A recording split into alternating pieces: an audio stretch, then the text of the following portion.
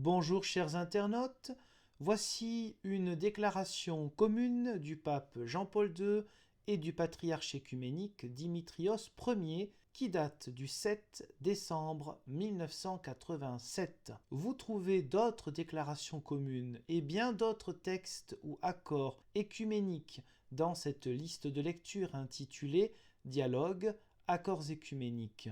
Le texte que je vais lire, dans son ensemble, il est en lien en dessous de cette vidéo, à côté d'autres liens utiles côté catholique romain et orthodoxe. Je ne vais pas lire l'ensemble de ce texte, car cette déclaration commune est un peu plus longue que les autres, celle de 1979 ou d'autres plus anciennes encore, lorsqu'il s'agissait du pape Paul VI et du patriarche Athénagoras Ier. Voici donc quelques extraits pour cette année importante, 1987.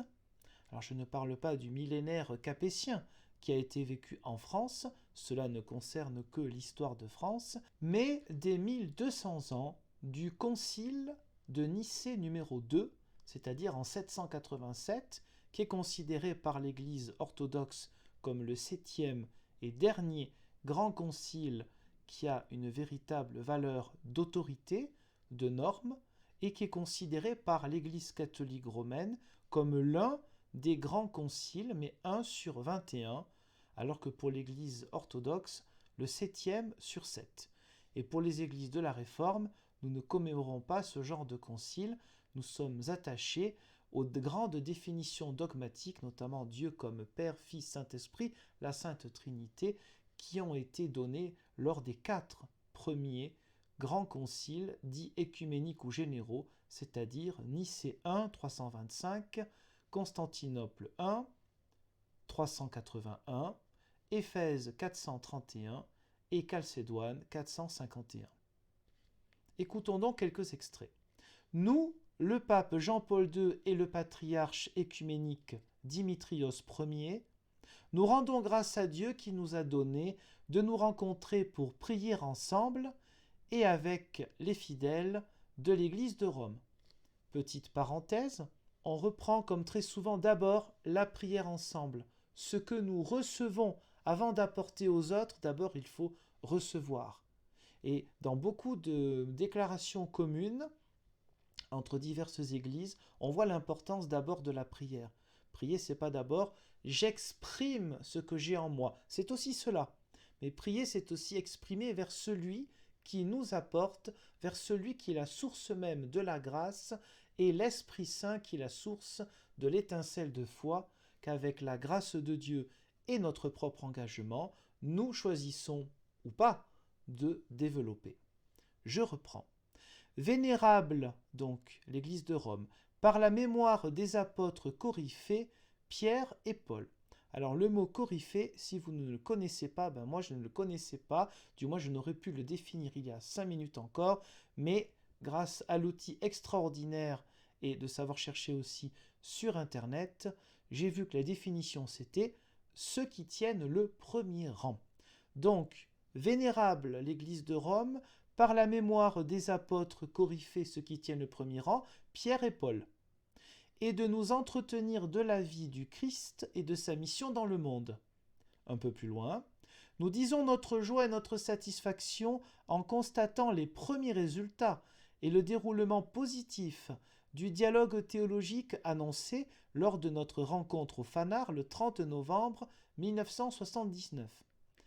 La déclaration commune du 30 novembre 1979, vous la trouvez aussi sur cette liste de lecture. C'est effectivement à ce moment-là que la commission internationale mixte catholique-orthodoxe a été donc fondée par une trentaine d'experts pour chacune des églises, 30 du côté catholique romain, 30 du côté orthodoxe. Et parmi les catholiques romains, un certain cardinal Ratzinger. Je reprends. Les documents acceptés par la commission mixte constituent des points de référence importants pour la continuation du dialogue. En effet, ils cherchent à exprimer ce que l'Église catholique et l'Église orthodoxe peuvent déjà professer ensemble comme foi commune sur le mystère de l'Église et le lien entre la foi et les sacrements. chacune de nos églises ayant reçu et célébrant les mêmes sacrements, elles perçoivent mieux que, lorsque l'unité dans la foi est assurée, une certaine diversité d'expressions, souvent complémentaires, et d'usage propre, n'y fait pas obstacle, mais enrichit la vie de l'Église et la connaissance, toujours imparfaite, du mystère révélé. Notre rencontre a lieu en cette année du 12e centenaire du deuxième concile de Nicée qui, préparé par une longue collaboration sans faille entre l'Église de Rome et l'Église de Constantinople, a fait triompher la foi orthodoxe. Les églises d'Orient et d'Occident, durant des siècles, ont célébré ensemble les conciles œcuméniques qui ont proclamé et défendu la foi transmise aux saints une fois pour toutes, appelés à une seule espérance. Nous attendons le jour voulu par Dieu, où sera célébrée l'unité retrouvée dans la foi, et où sera rétablie la pleine communion par une concélébration de l'Eucharistie du Seigneur. Dans la continuation de ce texte, il est question du rejet total de toute forme de prosélytisme. On ne va pas chercher à piquer des fidèles de l'autre Église. C'était déjà présent dans d'autres déclarations œcuméniques.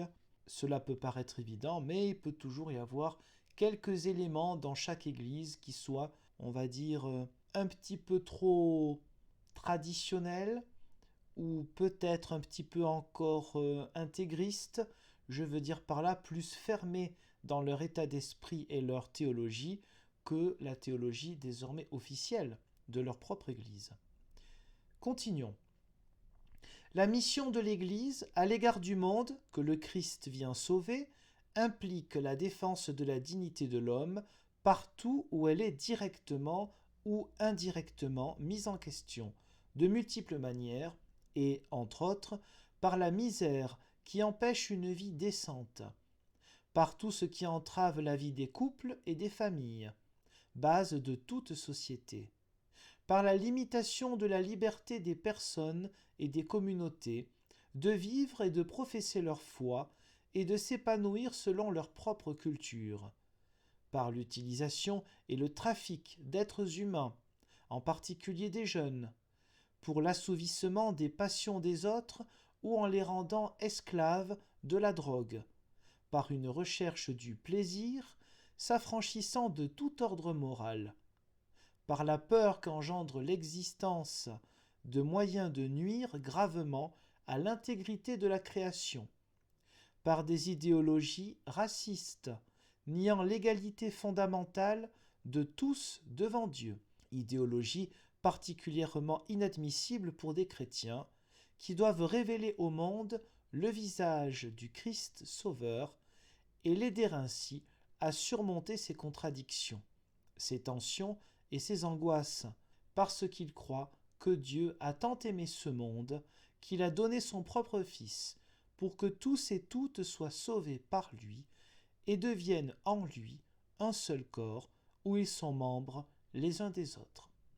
Fin de ces quelques citations qui vous donnent un aperçu important de l'action œcuménique qui certes est théologique mais aussi implication contre la misère et contre toutes sortes d'esclavage, puisque c'est la foi en Jésus-Christ le libérateur qui unit toute l'Église universelle.